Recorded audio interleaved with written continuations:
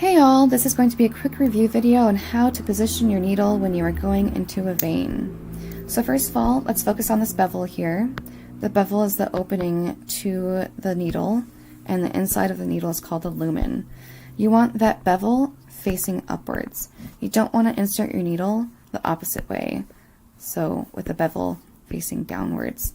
This way you have the sharpest part of the needle, that point right there, entering the skin and entering the vessel and creating the least amount of tissue damage possible. When you're palpating the vein, make sure you notice the depth so you know how deep you're going to put that needle in. If I were to insert right here, that's going to be shallower than this area right here. And lastly, you want to make sure that your needle is 30 degrees to the skin surface. So this angle right there is going to be 30 degrees. And also make sure you notice what direction that your vein is going. Not all veins are going to run up and down the arm. Some are going to be diagonal or wandering. Okay, let's talk about what happens if your needle is too shallow. It can cause bleeding, hematoma, or a missed vein. Let's go over the hematoma first. If you are too shallow and only part of your bevel is inside the vein and then the other part is inside the tissue, the blood will leak into the lumen and then out into the surrounding tissue. If you're a little bit less deep, you'll also be partially outside of the skin. So not only is the blood going to leak into the bevel and out into the tissue, but it will also leak outside on top of the skin. Now let's say, I don't have this drawn here, but if you inserted it even shallower, you completely miss the vein. So you can see that that tip of the needle is nowhere close to our vein. All right, and if you enter too deeply, you can cause a hematoma and a missed vein. You'll miss your vein if you go completely through the vessel, because there's just no opening right here for the blood to go into. If you go in a little bit less deep, but still too deep, you're going to have part of your bevel in the vein, part of your bevel in the tissue, and just like the too shallow example, it will flow into the bevel and out into the tissue and cause a deeper bruise. All right, and we can now talk about the needle angle. So remember, this is the needle and this is the surface of the skin, and that should be 30 degrees. If you instead insert it at an angle that's less than 30 degrees, like maybe like 10 or 15 or something, it's going to be too shallow. Just a note that like some veins are going to require a more flat approach than others, but you really want to make sure that you have that angle correct. Inserting a needle at less than 30 degrees is going to make it too shallow. So we run into the same problem where you miss the vein or you create a hematoma. And if you insert the needle too deeply, so we look at our little chart here, if the needle is instead more like this, maybe like a 45-degree angle or a 50-degree angle, chances are you're probably going to miss the vein because it's really hard to get into it at that angle. So you'll totally miss it. Sometimes you'll manage to get a little bit of your bevel in, and that will cause a hematoma. And I'll upload this with all my notes and everything onto a PDF that you can access from the description on this video. Okay, we can talk about how fast to put the needle into the arm. If we insert the needle too slowly, that is going to increase the amount of time that your patient is in pain. So you're spending like more time in this tissue area. If I go at this rate, that's too slow. I want to be like a nice, like that. And it's not just the pain. If you are going really slowly, you're increasing the amount of time that the bevel is partially in the vein and partially outside of it.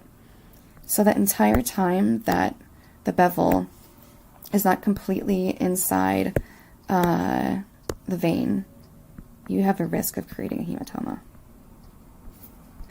If you do what I call hesitation pokes, which is when you have your needle and you're close up to the skin and you're kind of like hesitating, where do I put it? I'm a little nervous, my hands are shaking.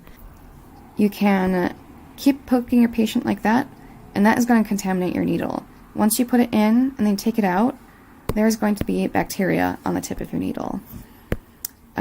And then when you put that needle all the way into the vein, the bacteria on the needle will get into your vein. Now let's say you are at the appropriate distance. When you're going into a vein, you want to be about maybe a quarter inch, half inch, an inch, like away from the site that you're going to go into. Because that will avoid shaking hands doing those hesitation pokes. So you want to start at about here. And if you go here and you're like, oh, wait, I changed my mind, I'm going to come out. Same problem as before. If you go partially into the vein like that and then come out again, you've created a wound where that needle had been. And that gives an opening for the blood to get into the tissues here, and it also gives a path to bleed onto the arm. But don't do hesitation pokes. Be confident. When you're putting that needle in, get a half inch away, put it in there fast, and hold it there. And if you're not getting blood once the needle's there, you can pull it out a little bit or push it in a little bit, but that's it. Now, when you pull out too soon, you're going to have similar results as creating hesitation pokes. Let's say you are successfully collecting blood. Your needle is where it needs to be. It's at the correct angle. It's at the correct depth. But in the middle of a tube exchange or something, you accidentally jerk the needle back. Not only are you going to risk repoking them again and it being painful, you're creating another wound that allows the blood to escape to the outside and then escape to the inner tissues. So if you would like me to go through these strategies with you, just let me know. I would be more than happy to do it. I like to do these one-on-one with me standing at one fake arm and then you standing in another fake arm, and then we do each step together because that way you can watch me and I can watch you. And it's easier to do that than to kind of like try to move your hand for you into the right position. All right, well, I hope this was helpful, and I will see you in class. There's one other thing I wanted to cover. When you accidentally pull the needle out too early and the patient starts bleeding with the tourniquet still on, your first priority is to activate that safety device. You want to carefully move it away from you and the patient, pointing it away. You don't want to cross it over, get it in anybody's face. You don't want to just hold it over here and not activate the safety. You want to hold it there, activate the safety. And then as you're doing that, grab some gauze that you already have. That's why it's so important to prep for this procedure. Have all of your stuff out before you start and in the spots that you want them to be on the side that they should be on for you. Apply that pressure, drop that needle into the sharps container, and then come over and release that tourniquet. Okay, I think that's it.